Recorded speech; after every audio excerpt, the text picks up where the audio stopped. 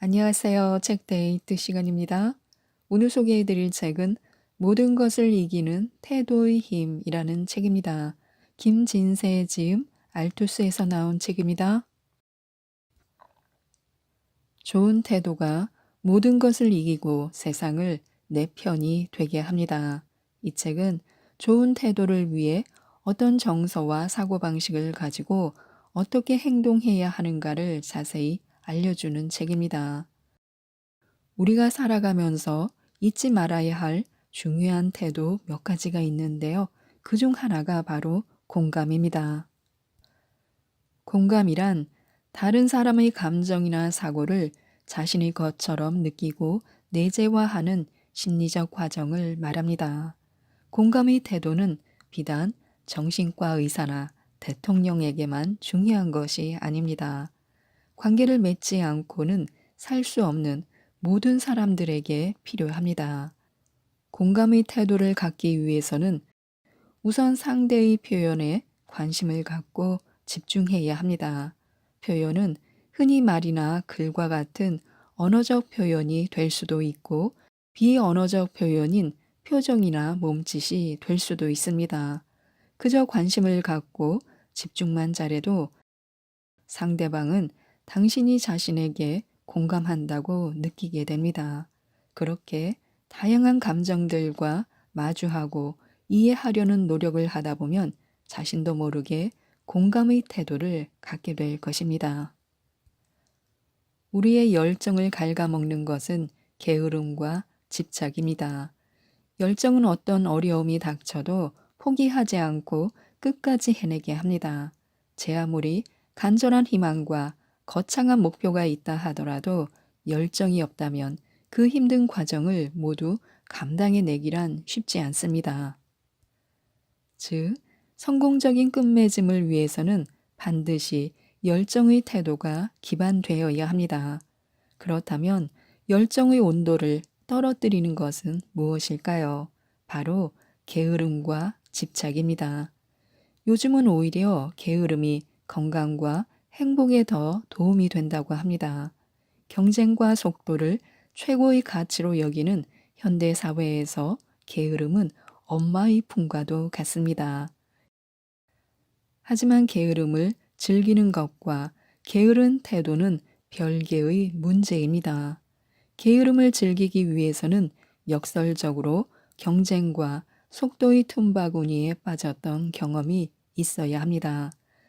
그런 압박감에 힘겨워 해본 적이 있어야 게으름의 가치를 알 수 있습니다. 게으른 태도는 느긋한 태도와는 다릅니다. 느긋한 사람에게는 미래가 있습니다. 기다림과 여유가 보입니다. 하지만 게으른 사람에게는 미래가 없습니다. 무관심과 지루함만이 존재합니다. 힘겹게 살아온 날들을 돌아보며 올레길을 느긋하게 걷는 사람과 어디도 가기 귀찮아서 신세 타령을 하며 터벅터벅 힘겹게 발걸음을 떼는 사람은 다릅니다. 게으름과 느긋함이 다르듯 열정과 집착도 엄연히 다릅니다. 열정은 감정적 요소와 이성적 요소를 동시에 갖고 있어야 진정 좋은 태도로서 빛을 발합니다. 그런데 집착은 감정적으로는 열정과 유사할 수 있지만 이성적으로는 전혀 다릅니다. 현실적이지 못한 판단으로 일이나 사람에게 집착한다면 그 감정은 비록 열정처럼 뜨겁지만 나와 상대를 괴롭힐 뿐입니다. 감사하는 마음은 개나 앓는 질병이다. 이게 도대체 무슨 말일까요? 이 말은 구소련의 독재자였던 스탈린의 말입니다. 이를 말 그대로 해석하자면 감사하는 마음은 사람에게는 가치 없는 감정이며 그것도 나쁜 감정이라는 것입니다. 그런데 불교, 기독교, 천주교, 이슬람교 등 어떤 종교든 감사하는 마음을 가장 중요하게 다룬다는 공통점이 있습니다. 감사는 신과 인간을 연결해주는 고리인 셈인데요.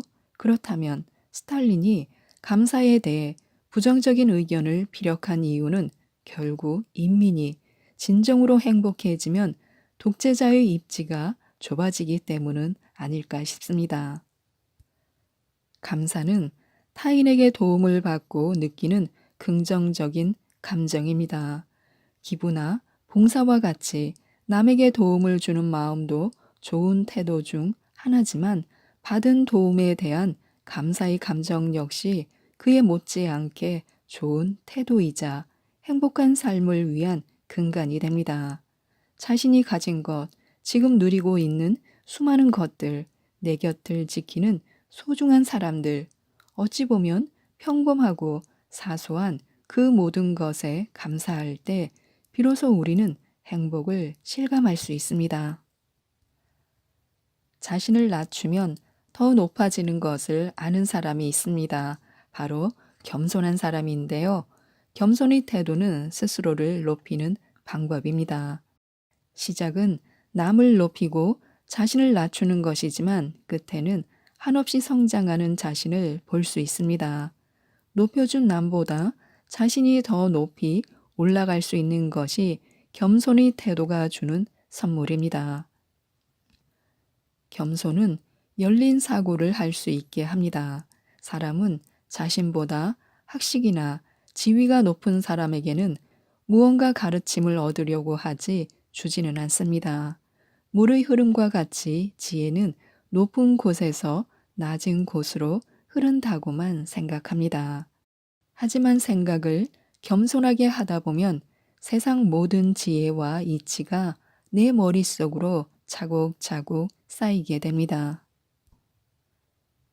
겸손의 태도를 키우기 위해서는 무조건 머리를 숙인다고 다 겸손해지는 것이 아닙니다. 겸손의 태도를 사고의 요소로 구분짓는 것은 행동의 변화보다는 사고의 변화가 있어야 진정으로 겸손해질 수 있기 때문입니다.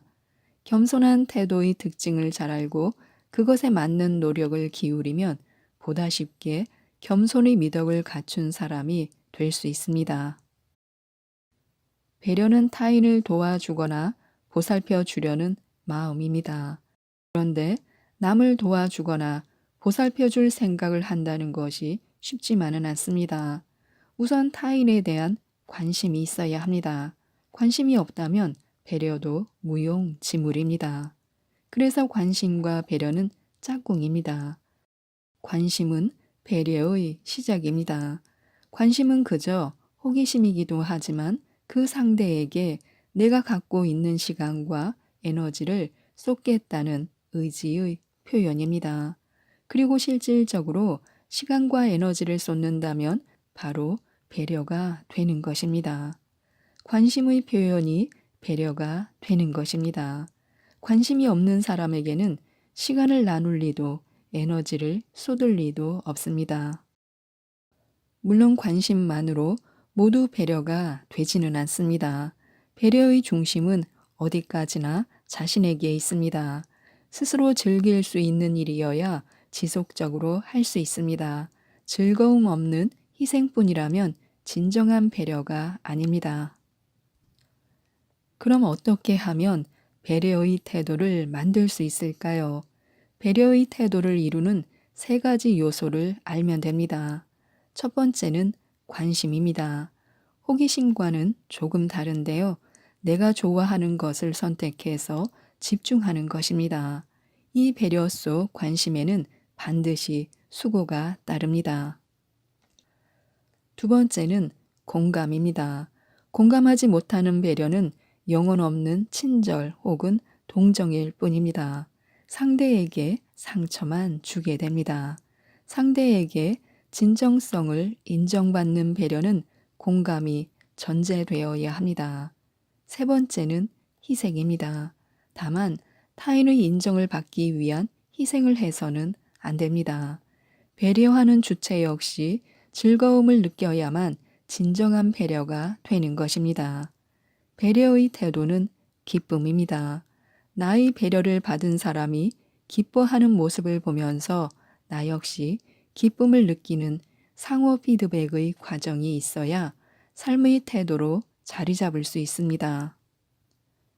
사람에 따라서는 상대방의 배려를 그저 당연한 것처럼 받기만 하는 경우도 있지만 성숙한 사람은 상대의 배려에 행복해하고 그 사람에게 관심을 갖게 됩니다. 그래서 배려의 태도는 다른 사람의 마음을 사기에 아주 좋은 방법입니다. 누구나 배려를 받으면 감사한 마음이 들고 받은 만큼 돌려주고픈 마음이 생기게 됩니다. 이는 인간의 본능과도 같습니다. 적과 아군을 구별해 적에게는 적대감을, 아군에게는 호감을 갖는 생존 본능과 마찬가지입니다. 배려는 상대가 당신을 아군으로 인정해 줄 수 있는 아주 좋은 식별 신호인 셈입니다. 우리 주변을 보면 힘들게 참아내고 그 결실을 즐기는 사람이 있습니다. 바로 인내할 줄 아는 사람인데요. 인내의 태도는 생각에서부터 나옵니다. 그래서 태도 중 사고의 영역에 해당합니다. 감정은 시시각각 변하는 상황에 장단을 맞추게 되지만 사고는 여간해서는 바뀌지 않습니다. 물론 누구나 일정한 감정의 패턴이 있어서 그 패턴을 바꾸기는 사고만큼 쉽지 않습니다. 어쨌든 사고를 바꾸려면 힘이 들지만 한번 바꾸어 놓으면 오랫동안 유지할 수 있습니다. 그러니 용기를 갖고 한번 해볼 만합니다. 인내의 태도를 갖기 위해서는 인식하고 처리하는 사고의 과정에 변화를 주어야 합니다. 다시 말해서 먼저 정확한 인식이 필요합니다. 벌어지지도 않은 일에 괜한 걱정이나 염려를 하면 인내는 더욱 어렵습니다. 일단 정확히 인식이 되면 사고의 변화는 연습이 필요합니다. 자꾸 참으려고 노력하면 할수록 그만큼 인내의 태도는 쉽게 자리를 잡게 됩니다. 인내할 때는 내가 무엇 때문에 인내해야 하는지 알아야 합니다. 그래야 인내하기도 쉽고 더 성숙한 태도를 가질 수 있습니다. 누군가를 기다릴 때 무작정 기다리는 것과 늦는 이유를 알고 기다리는 것은 전혀 다른 감정을 불러옵니다. 이유 없이 기다리면 짜증과 분노만 쌓이지만 이유를 알면 배려하는 마음이 생기게 됩니다. 그리고 인내에는 분명한 한계가 있어야 합니다. 한계가 없는 인내는 유지하기 힘이 듭니다. 목적의식과도 유사하지만 한계가 있어야 참을 수 있습니다. 어떤 경우라도 어느 정도까지 참을 것이라는 그런 한계를 설정하고 그 선을 넘으면 과감히 놓아야 합니다. 인내에 성공해도 좋은 결과를 얻지 못한다면 그것은 긍정적인 태도라고 할 수 없습니다. 우리의 태도 중에는 감정이 우선인 경우도 있고 행동이 우선인 경우도 있지만 도전의 태도는 생각이 우선입니다.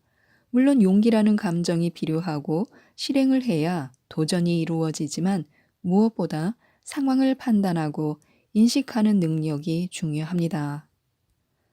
다가올 미래의 도전에 대한 예측과 각오가 필요한 것입니다. 만약 감정이나 행동이 도전적이라면 흔히 호전적이라고 불리기 쉽습니다. 도전의 감정과 행동은 남에게 공격적으로 느껴지기 때문에요. 물론 생각에만 빠져 있어서도 안 될 것입니다. 실행되지 않는 생각은 땅속에 묻지 못한 씨앗과 같아서 결코 결실을 맺을 수 없습니다. 능동적이고 책임감 있는 선택이 선행되어야 합니다. 그리고 변화를 두려워하지 말아야 합니다. 도전의 태도 역시 미리 준비해야 합니다. 미리 준비하고 있으면 닥칠 도전에 겁먹고 물러서지 않을 수 있습니다. 오늘 소개해드릴 책은 나를 바로 세우는 하루 한 문장이라는 책입니다. 왕멍지음, 홍민경 옮김, 정민미디어에서 나온 책입니다. 이 책은 맹자의 핵심 내용을 우리 삶에 필요한 인생 원칙 10가지로 나누어 알려주는 책입니다. 고집과 품격 갖추기. 자신이 가야 할 길이 아니라면 설사 약간의 장점이 있다 해도 절대 받아들여서는 안 됩니다. 이 말이 편협하게 들릴 수도 있겠지만 그런 결정 속에 나름의 고집과 품격이 내공으로 쌓입니다. 옳고 그름은 정도의 차이 없이 고작 선 하나에 경계를 오가는 경우가 많습니다. 이 선을 넘는 순간 잘못된 길로 들어서고 선을 벗어나지 않으면 정도를 지킬 수 있는 시기입니다. 따라서 늘 경계를 늦추지 않고 사소한 부분에 눈이 멀어 자신의 원칙을 무너뜨리지 않도록 주의해야 합니다. 그래야 계속 경계를 벗어나지 않고 정도를 향해 걸어갈 수 있습니다. 천박한 사람이 되지 말라. 사람은 고작 손가락 하나라도 타인과 다르면 그것이 마음에 들지 않아 무슨 수를 써서라도 고쳐야 한다고 생각합니다. 그런데 자신의 마음이 다른 사람보다 못하다면 또 어떨까요? 오히려 이런 경우에는 부끄러움을 몰라 그것을 고칠 생각조차 하지 못합니다. 이 이치는 아주 간단합니다. 손가락이 다른 사람과 같지 않으면 눈에 잘 띄지만 마음은 다른 사람만 못해도 눈에 보이지 않기 때문입니다. 그래서 천박한 사람은 체면만 따질 뿐 내면 따위에 신경 쓰지 않습니다. 지식이나 경험이 깊지 않고 수양이 덜 된 사람은 자신이 천박한 내면을 절대 들여다볼 수 없습니다. 어쩌면 당연한 결과일 수밖에 없습니다. 이런 부류야말로 우리가 지향해야 할 인간상입니다. 들어 올릴 수 있으면 내려놓을 줄도 알아야 합니다. 일할 수 있으면 하고 놓을 수 있으면 놓고 오래도록 그 일을 할 수 있으면 하고 서둘러 떠날 수 있으면 떠나야 합니다. 들어 올렸으면 내려놓을 줄도 알아야 합니다. 타인의 말에 신경 쓰지 않고 자신의 마음이 시키는 일을 하는 것이야말로 존경받으며 멋지게 인생을 사는 방법입니다. 사랑 1. 삶을 막론하고 모든 것의 이치가 이와 크게 다르지 않습니다. 조금만 초탈하는 법을 배우면 인생은 훨씬 즐거워질 수 있습니다. 계산과 비교로 인생을 낭비하지 말라. 인품과 덕을 갖춘 이가 다다른 경지는 차원이 다르므로 그의 포부나 자질, 내면의 깊이는 다른 사람들과 비교가 되지 않을 정도로 비범합니다. 그들의 걱정거리는 하찮고 자질구레한 것이 아니라 완수하지 못한 사명, 실현하지 못한 꿈, 최대치로 끌어올리지 못한 자신의 가치, 재능, 충정, 공헌 같은 것입니다.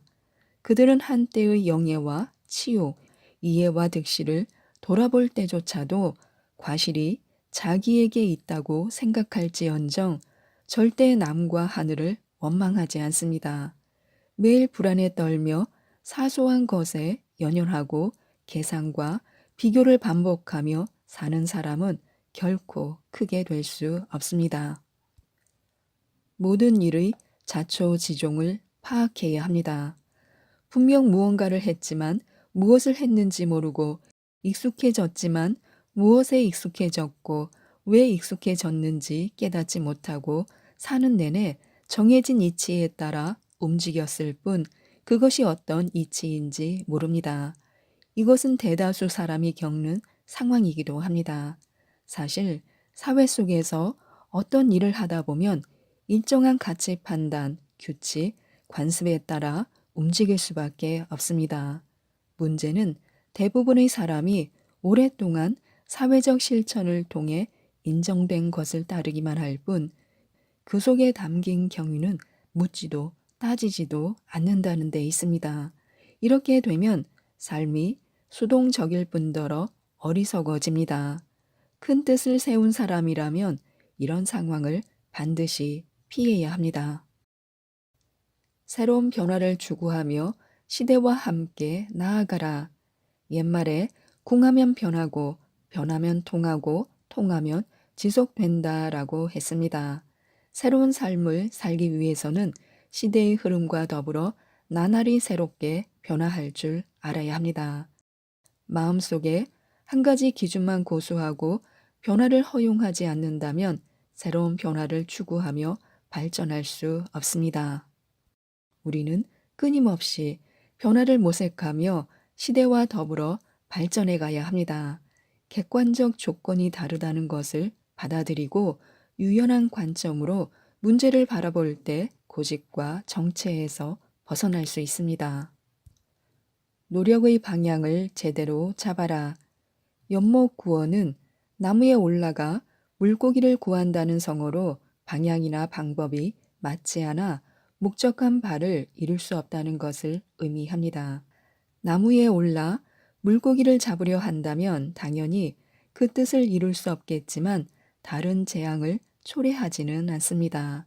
하지만 노력의 방향을 잘못 잡으면 애를 쓸수록 도리어 화를 초래할 수 있습니다. 노력의 방향이 틀리면 늘 부정적인 결과를 낳기 때문에요. 형세를 따르고 추세에 편승하라. 설령 지혜가 있다 해도 좋은 시기, 좋은 운세를 타고 나누니만 못합니다. 물론 시기를 잘 포착하고 제때 그 기회를 잡을 수 있는 것도 최고의 지혜라고 할 수 있습니다. 다만 다른 사람의 눈에 비친 당신은 그저 운 좋은 사람에 불과할 수도 있습니다. 사람은 추세를 따라야 하고 형세에도 밝아야 합니다. 우연 속에서 새로운 필연을 발견하고 그것을 추진할 줄도 알아야 합니다. 추세를 잘 타고 올라가기만 하면 하나하나 성공을 거둘 수 있습니다. 자신도 완벽하지 않으면서 남을 비웃지 말라. 겸손과 자기 반성의 마음가짐을 늘 유지하며 작은 성과에 경거망동해서는 안 됩니다. 노력이라는 것을 했다면 일상생활 속에서 혹은 일과 배움 속에서 누구나 정도의 차이만 있을 뿐 발전을 하게 되어 있습니다. 하지만 이런 대부분의 발전은 일반적인 과정이고 운과 같은 우연적 요소가 결합할 때도 있으니 자화자찬할 것이 못됩니다. 우리 인생사가 모두 50보, 100보, 세옹지마에 불과합니다. 그러니 겸손과 자기 반성의 마음만큼 자신을 발전시킬 수 있는 것이 없습니다. 말과 행동에 지나침이 없어야 한다. 가까운 사이일수록 말을 할 때 이치가 정당하고 설득력이 있어야 한다는 원칙은 더 지키기 힘들고 과격한 말로 서로에게 상처를 주기 쉽습니다. 설사 부모라고 할지라도 자식을 말과 행동에 지나침이 없이 엄격하게 가르치는 것은 말처럼 쉬운 일이 아닙니다. 서로에게 상처를 주지 않고 발전적으로 관계를 유지하려면 상대방에게 의견을 제시할 때 정도를 지키려는 노력이 필요합니다. 사람의 마음에는 차이가 있다. 사람의 마음이 다 같이 옳다고 여기는 것은 이치와 원칙입니다. 세상의 모든 일에는 서로 같거나 비슷한 면이 있지만 또 한편으로는 서로 다르고 모순되고 배척하는 면도 있습니다. 다시 말해서 개별성, 차이성, 차별성을 가지고 있는 동시에 공통성, 통일성, 보편성도 존재한다고 할 수 있습니다. 장꾀는 자기 자신을 죽일 수 있다. 성현들은 군자의 도를 알지 못하고 특히 도덕적 예의를 따지지 않는 사람이라면 잔머리를 굴리고 장꾀를 부리는 것보다 차라리 조금 어리석은 편이 낫다고 여겼습니다. 바보스러워 보이지만 지혜가 많고 똑똑한 사람이 작은 재주로 지혜로워 보이는 척하는 사람보다 훨씬 낫습니다. 잔머리, 잔재주를 드러내는 것이 언뜻 능력 있는 사람처럼 비칠 수도 있습니다. 하지만 그것만 믿고 그들에게 중요한 일을 맡기면 도리어 일을 그르치고 자신뿐 아니라 남도 해칠 가능성이 커집니다. 지나친 행동은 삼가라. 사람을 대하고 일을 처리할 때 지나친 행동은 삼가야 합니다. 삶의 태도 역시 이와 다르지 않아서 정도에 지나치지 않고 정직하고 공정할수록 좋습니다. 어떤 일은 너무 과하게 선을 그으면 도리어 선회의 여지가 없어집니다. 사람에 대한 책망 혹은 처벌은 적정선에서 멈출 줄 알아야 합니다. 지나치게 공격적이면 아무리 좋은 의도였을지라도 도리어 역효과를 내며 상대의 원망과 분노를 초래할 수 있습니다. 이간질, 비방, 무고를 일삼지 말라. 타인을 조롱, 비방하는 사람은 똑같이 조롱과 비방을 당할 것이고 타인을 돕고 사랑하는 사람은 똑같이 다른 사람으로부터 도움과 사랑을 받을 것입니다. 우리 주위에는 이간질, 비방, 무고를 밥 먹듯이 하는 사람이 제법 존재합니다. 재능이 없고 쓸모없는 화렴치한 일수록 이런 식으로 자기 삶의 방식을 바꿉니다. 모든 사람을 기쁘게 해줄 사람은 없다. 한 가지 일을 할 때 아무리 멀리 내다보며 주도 면밀하게 계획해도 모든 사람을 만족시킬 수 없으니 가능한 한 많은 사람을 만족시키는 것으로 충분합니다. 모든 사람을 만족시키려고 든다면 주된 취지와 상관없는 사소한 문제가 대세에 영향을 미쳐 결국 그 무엇도 이루지 못할 것입니다. 그러니 누군가는 불만을 드러낼 수 있음을 인정해야 합니다. 그래야 남에게 미움받을까봐 전전긍긍하며 사소한 일에 얽매이지 않을 수 있습니다. 모든 사람을 만족시키려 들면 정신없이 수고롭기만 할 뿐 결국 아무도 만족시킬 수 없습니다. 자신을 지키는 것은 가장 큰 효다. 부모를 섬기는 일은 개인의 도덕적 완성과 하나로 연결되어 있고 이것은 당연한 이치입니다. 효를 행하는 이는 자신의 명예와 이미지를 소중히 여길 줄 알아야 하고 자신의 몸을 함부로 상하게 해서는 안 됩니다. 자신의 품격과 명예, 절개를 훼손하지 않는 것이야말로 가장 큰 효입니다. 오늘 소개해드릴 책은 너무 신경 썼더니 지친다라는 책입니다. 다케다 유키지움, 정경화 옮김, 미래지향에서 나온 책입니다. 이 책은 섬세하여 스트레스를 잘 받는 사람이 섬세한 감성을 소중히 여기면서도 편하게 사는 방법을 알려주는 책입니다. 섬세한 사람이 지닌 섬세함은요, 성격상 극복해야 할 과제가 아니라요, 타고난 기질인 경우가 대부분입니다. 다른 사람과 있으면 피곤하다라고 많은 세심한 사람들이 이런 고민을 합니다. 그런데요, 저마다 최적의 자극량이 있습니다. 다른 사람과 함께 있는 시간이 길어지면 힘든 이유는요, 그저 신경 시스템이 그렇게 만들어졌기 때문입니다. 누구나 최적의 자극량이 있는데요, 어떤 사람에게는 별것도 아닌 자극이 세심한 사람에게는요, 유독 강하게 느껴지는 것입니다. 세심한 사람에게는요, 마음이 푹 쉴 수 있는 혼자만의 시간이 필요합니다. 마음껏 혼자만의 시간을 가지면서 과하게 받은 자극을 흘려보내면요, 밝고 온화했던 본래 모습을 되찾을 수 있습니다. 혼자만의 시간을 충분히 확보하여 새로운 자극을 즐길 만한 그런 여유를 가져야 다른 사람과 함께 있고 싶고 또 누군가와 왁자지껄 떠들고 싶은 마음도 생기게 됩니다. 섬세한 사람의 세심함은요, 인간관계에서도 상대의 감정을 단박에 알아차리고 그 자리의 분위기를 바로 느끼는 식의 형태로 나타납니다. 상대의 기분을 고려하여 세심하게 배려하고 깊이 공감하면서 이야기를 들어주는 등 좋은 면이 있는 반면에요, 너무 잘 느끼다 보니까 지나치게 배려하느라 자신의 의견을 말하지 못해서 혼자 고민하기도 합니다. 섬세한 사람에게 최대의 함정은요, 상대의 모르겠다라는 감각을 전혀 모른다는 것입니다. 나는 다른 사람들보다 섬세한 것 같다.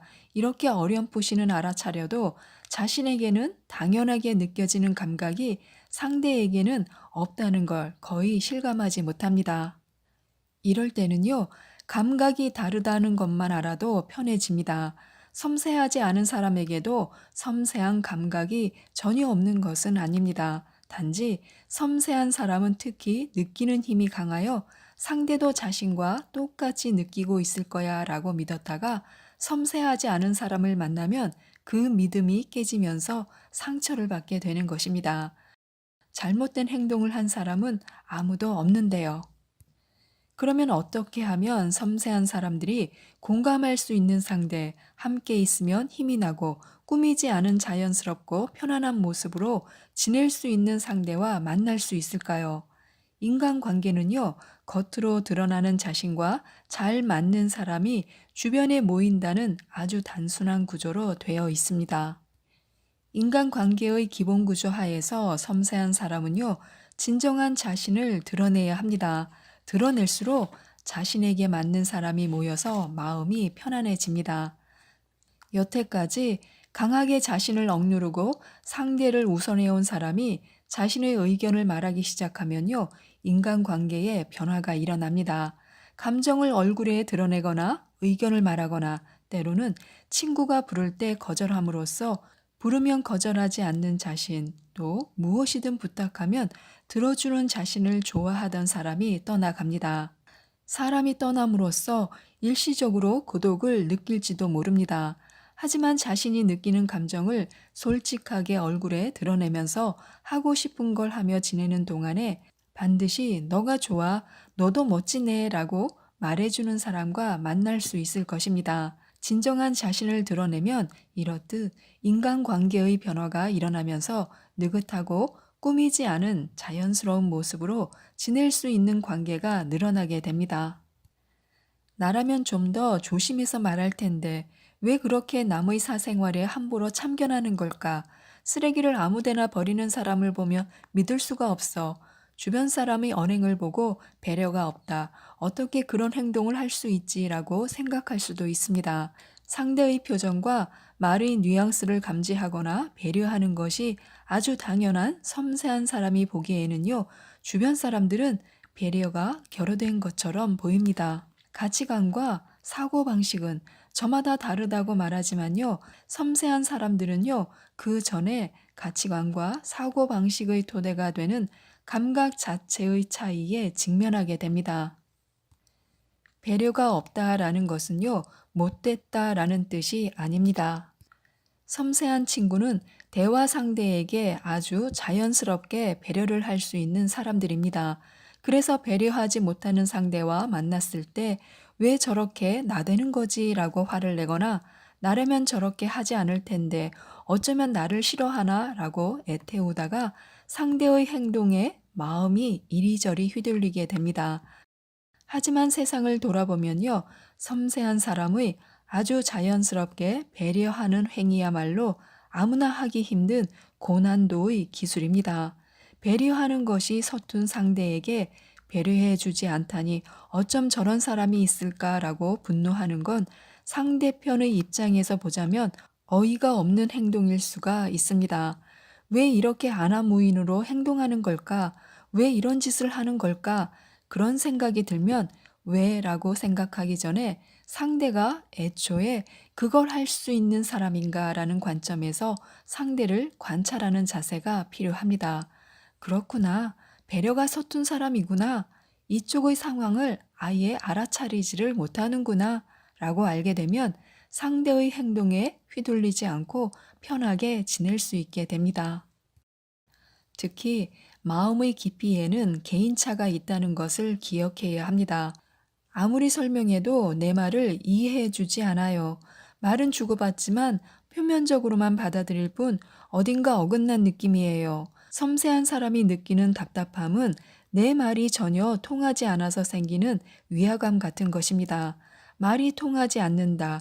그런 느낌을 받는 이유는요, 말을 전하는 방법이 틀려서도 또 상대가 이해하려는 마음이 없어서도 아닙니다.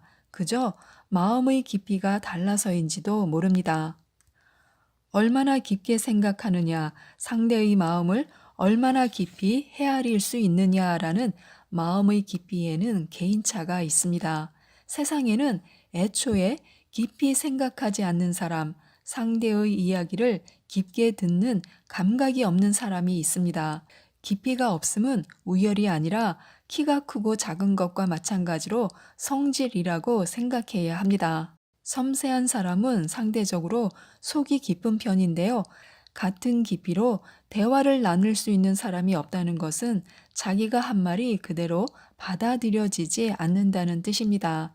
말이 통하지 않아서 고독하다고 느낀다면요. 자신과 같은 깊이를 가진 사람을 직접 찾아 나서는 것도 좋습니다. 섬세한 사람이 일로 소모하는 것은 몸보다도 머리입니다. 일하느라고 녹초가 되어 휴일에는 오로지 잠으로 체력을 회복합니다. 섬세한 사람에게 피곤한 건 몸이 아니라 머리인데요. 일의 절차나 메일 답신, 상사의 지시가 머리에서 떠나지 않습니다. 다음에는 이렇게 하자. 월요일에 출근하면 그 사람에게 메일을 보내고 등등 앞으로 해야 할 일을 미리 머릿속으로 계획하거나 과거에 했던 일에 관해 이렇게 했더라면 어떻게 되었을까라고 여러 가지 변수를 고려해 보는 등 늘 생각으로 머리가 꽉 차서 휴일에도 일 생각이 머리에서 떠나지 않는 사람들이 많습니다. 또한 직장에서 늘 긴장을 하며 일을 하느라 간단한 일을 해도 하루가 끝나면 녹초가 돼요 라고 말하는 사람도 있습니다. 이런 생각 피로나 긴장 피로가 있으면요, 신경이 쉬지를 못하기 때문에 피로가 풀리지 않게 됩니다. 그런데 사실 그 배경에는요, 불안이라는 것이 자리 잡고 있기 때문인 경우가 많습니다. 최대의 핵심은요, 안도감을 늘림으로써 이 생각 피로와 긴장 피로를 줄이는 것입니다. 직장에서 심기가 불편한 사람이 있으면 같은 공간에 있기만 해도 금세 지쳐버려요. 사소한 일에 불만을 터뜨리고 심한 말을 하거나 노발대발 화를 내는 사람이 있어요. 그럴 때 어떻게 하면 좋을까요? 다음의 세 가지 대책을 생각해 볼 수 있습니다. 이 사람 기분이 안 좋구나 하고 그냥 내버려 둔다. 할 수 있는 한 물리적으로 거리를 둔다. 상대의 기분보다 자신의 마음을 먼저 챙긴다. 섬세한 사람은 주변 사람의 감정을 예민하게 알아차리기에 어떻게든 해보려고 밝게 말을 건네거나 더 극진하게 대우하거나 합니다. 하지만 실은 그렇게 대응하면 할수록 상대는 섬세한 사람에게 기분 내키는 대로 행동하게 됩니다. 누군가의 기분이 나쁘다는 걸 알아차렸다면요, 기분이 안 좋은 모양이네 하고 그냥 내버려 두어야 합니다. 노력에는 두 종류가 있는데요. 하나는 못하는 걸 극복하려는 노력이고요. 또 하나는 잘하는 걸 살리려는 노력입니다. 못하는 것을 극복하려는 노력은요, 자신을 채찍질하는 노력입니다. 열심히 노력하면 남들만큼은 할 수 있지만요, 잘하는 사람만큼은 할 수가 없습니다. 못하는 것은 적성에 맞지 않는 것이라고도 말할 수 있습니다. 적성에 맞지 않는 일을 열심히 해봤자 노력에 비해 성과가 나오지 않습니다. 잘하지 못한다는 생각에 도리어 자신감을 잃고 불안과 초조감에 시달리다가 금세 지치게 됩니다. 한편 잘하는 걸 살리려는 노력은요, 자연스러운 노력입니다. 선천적으로 타고났기 때문에 자연스럽게 잘할 수 있게 되고 노력이 그대로 결과로 이어집니다. 그래서 못하는 걸 극복하려고 하지 말고 잘하는 걸 살려서 일해야 합니다. 아무리 노력해도 자신감이 생기지 않는다면요, 그럴 때는 혹시 못하는 걸 극복하려고 애쓰고 있지는 않은지 되돌아보아야 합니다. 잘하는 것은 내 적성에 맞는 일인데요. 재미있으니까 자연스럽게 열심히 일하고 좋은 결과를 냅니다. 결과가 나오면 더욱 일할 맛이 나서 누가 시키지 않아도 알아서 창의적인 아이디어를 내기 위해 고심합니다. 일을 여러 번 거듭하는 사이에 실력이 늘면서 더 큰 성과를 냅니다. 일하면서 잘하는 걸 살리고 싶다면요. 잘하는 게 뭔지 적어보고 일에서 활용할 수 있는 방법을 생각하는 것이 좋습니다. 이상 책데이트였습니다. 감사합니다.